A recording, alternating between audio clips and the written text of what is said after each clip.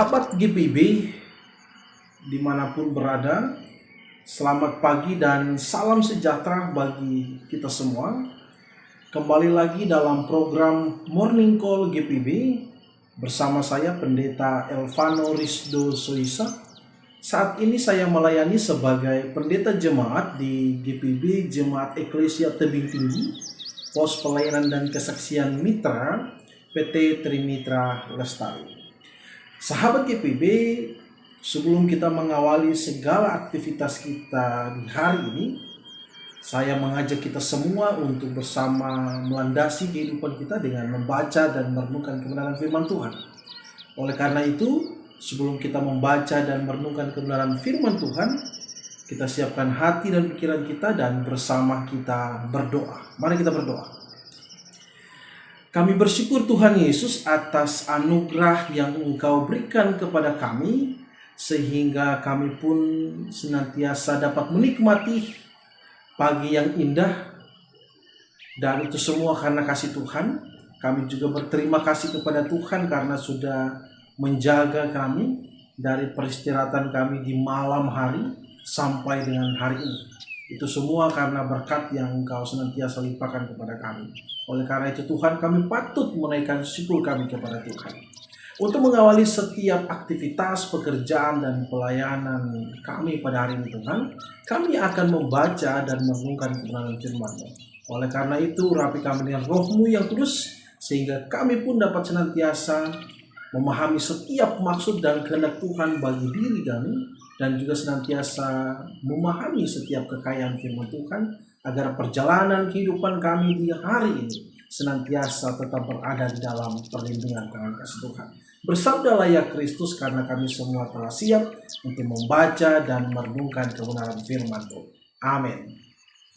Sahabat GPIB, pembacaan Alkitab kita pada pagi hari yang indah ini terambil dalam kitab Mazmur, pasalnya yang ke-10, ayat pertama hingga ayatnya yang ke-14.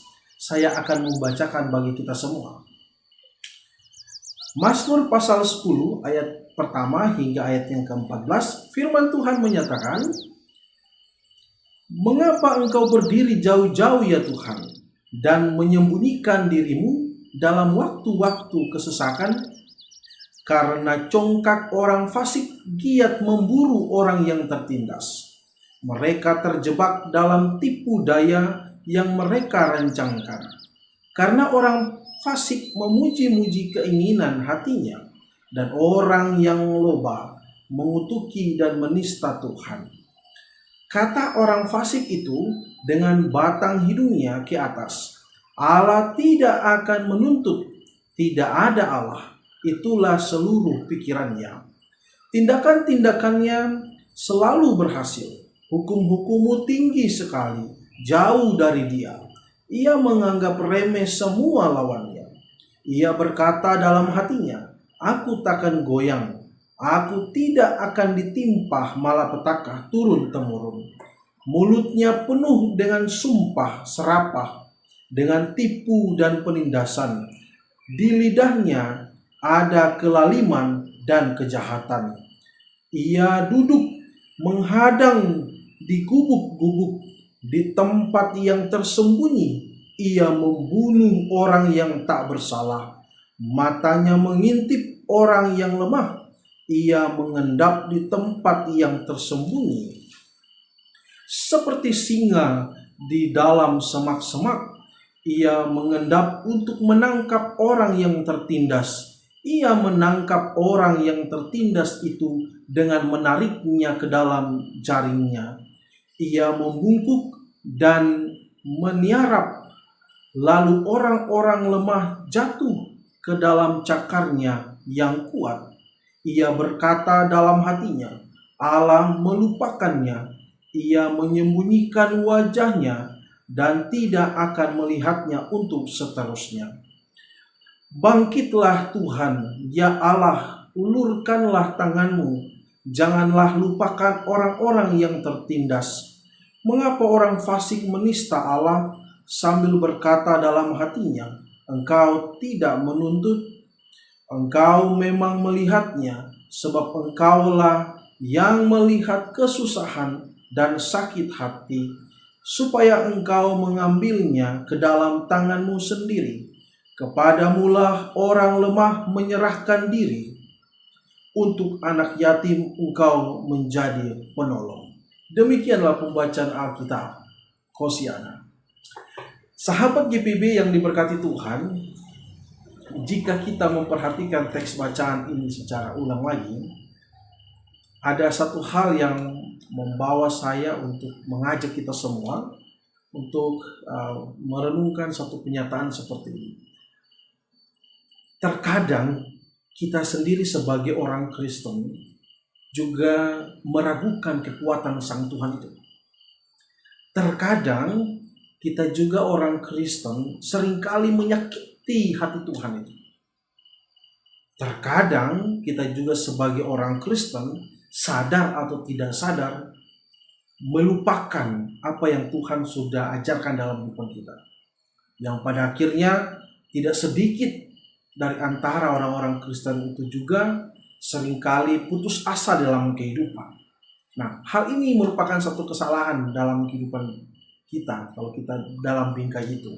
Oleh karena itu seharusnya yang menjadi dasar dari pemikiran kita adalah sebagai orang Kristen, maka kehidupannya secara totalitas hidup bersama dengan Tuhan.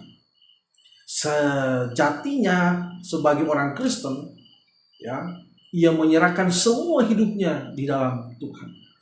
Dan sebagai orang Kristen seharusnya di dalam perjalanan kehidupan ia tetap menomorsatukan Tuhan. Mengapa? Karena titik tolak akan kehidupan orang Kristen adalah hanya kepada Tuhan. Dialah yang punya segala-galanya dalam kehidupan ini. Walaupun di dalam realita perjalanan kita sebagai orang Kristen ada begitu banyak orang yang seringkali mempertanyakan tentang ketuhanan orang Kristen.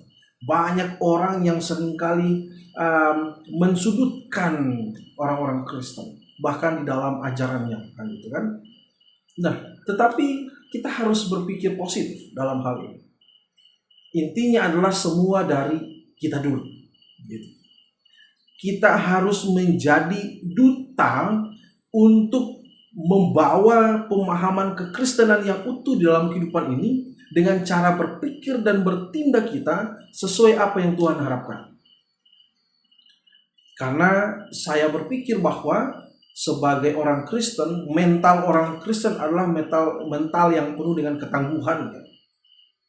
Ya, ketika ia dihina, ya dia tidak balas untuk menghina, tapi dia tetap mendoakan orang yang menghina dia, kan gitu. Ketika ia dijatuhkan, seharusnya kita tidak menjatuhkan orang itu. Ketika kita dibanting, seharusnya kita tidak membalas membantingnya. Gitu. Tapi bagaimanapun salah satu ciri khas dari kekristenan adalah kasih itu. Kasih itu yang akan mempererat kehidupan kita. Karena kita semua sebagai orang-orang Kristen itu terpanggil untuk menjadi orang-orang yang baik di dalam kehidupan ini. Walaupun orang menghina kita, menjatuhkan kita, menghina ketuhanan kita sebagai orang Kristen, tidak masalah. Tapi kita harus memiliki kebesaran hati untuk melihat itu sebagai dinamika dalam kehidupan beragama, kayak gitu kan. Nah, oleh karena itu, sahabat GPB, patokannya yang harus kita ingat sebagaimana pemazmur dalam situasi ini, pemazmur menggambarkan bahwa ada begitu banyak orang-orang yang sombong di dalam kehidupan mereka, yang pada akhirnya mereka pun tidak percaya Tuhan, bisa dikatakan begitu, bahkan tidak menganggap Tuhan, gitu. Bahkan mungkin saja Tuhan tidak memiliki kekuatan apa-apa bagi mereka. Tapi pemazmur juga mau membawa kita bahwa ingat, engkau bukanlah siapa-siapa tanpa Tuhan, gitu.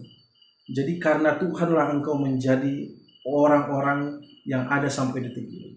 Nah, sahabat GPB, secara umum perikop kita mau membawa kita dengan satu pemahaman bahwa kekristenan kita juga sebagai orang-orang Kristen terpanggil untuk saling menguatkan saling mendoakan, saling mendukung, ya, bagi mereka yang mengalami penindasan, bagi mereka yang berada dalam korban ketidakadilan. Kita harus masuk di dalam ranah itu sehingga kita tetap menjadi terang di dalam kegelapan itu. Walaupun memang tidaklah mudah, tetapi kita harus punya komitmen bahwa keberadaan kita harus menjadi terang di dalam kegelapan. Oleh karena itu, sahabat GPB, saya mau mengutip ayat yang terakhir dari bacaan kita, dari teks bacaan kita tadi, Mazmur 10 ayatnya yang ke-14. Di situ dikatakan, engkau memang melihatnya sebab engkaulah yang melihat kesusahan dan sakit hati, supaya engkau mengambilnya ke dalam tanganmu sendiri. Kepadamulah orang lemah menyerahkan diri, untuk anak yatim engkau menjadi penolong. Saya menggarisbawahi di situ bahwa engkau menjadi penolong.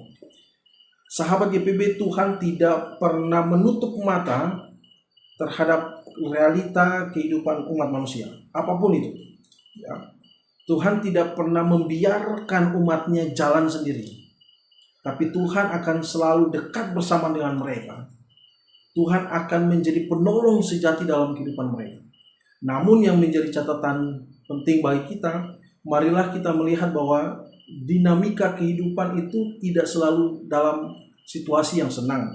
Ada begitu banyak tantangan, rintangan yang harus kita hadapi. Nah, tantangan dan rintangan ini kita melihatnya sebagai proses perjalanan kehidupan. Karena orang kuat, orang yang dikatakan kuat adalah mereka yang sudah melewati proses yang begitu besar. Ya. Oleh karena itu, jangan ketika kita mendapatkan satu tantangan kehidupan, cobaan, kita menyalahkan Tuhan. Ini harus kita catat. Kita harus lepaskan itu. Kita harus melihatnya lebih jauh positif lagi. Bahwa tantangan yang kita sedang terima adalah suatu bentuk untuk kita lebih kuat lagi dalam kehidupan ini. Mungkin Tuhan mengizinkan itu semua.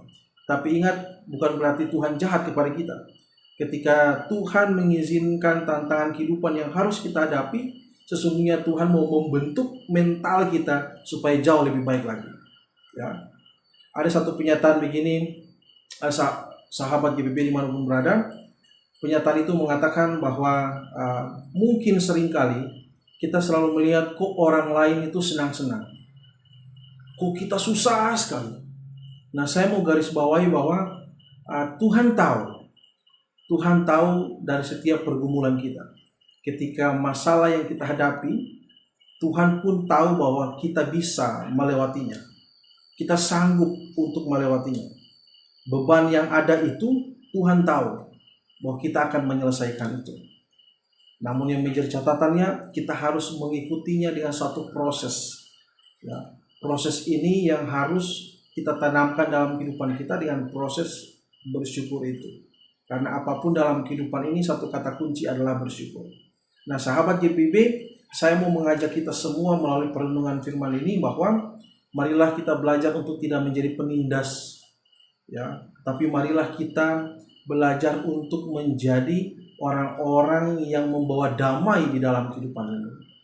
Marilah kita membawa keadilan di dalam kehidupan ini. Marilah kita menjadi obat bagi mereka yang tersakiti. Marilah kita menjadi terang di dalam kegelapan itu.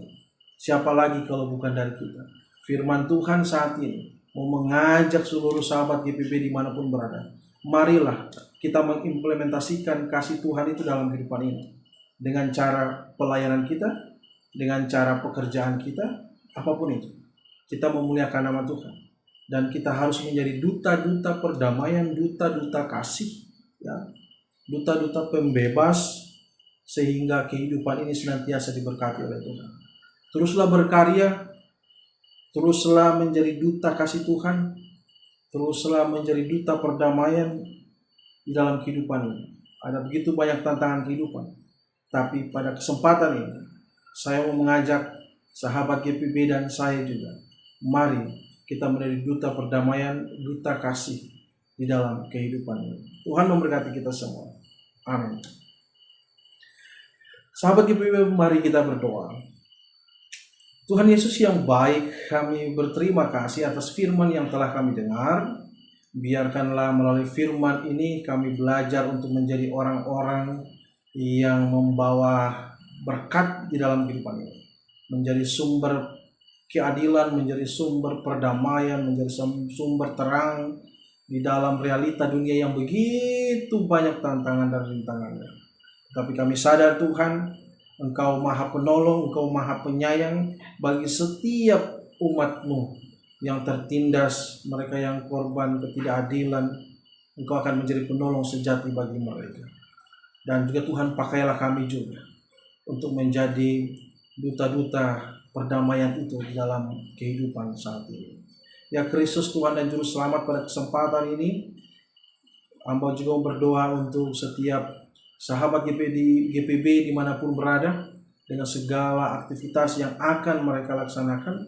Berkatilah Tuhan, biarkanlah segala bentuk pekerjaan pelayanan semua menjadi dupa yang harum di hadirat Tuhan. Kami berdoa bagi saudara kami yang sakit, Engkau sembuhkan. Bagi saudara kami yang bersuka cita, Engkau lengkapi sukacita mereka dengan kasih dari Tuhan.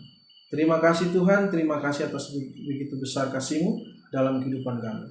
Dan biarkanlah kehidupan kami di hari ini senantiasa dapat memuliakan nama Tuhan. Amin.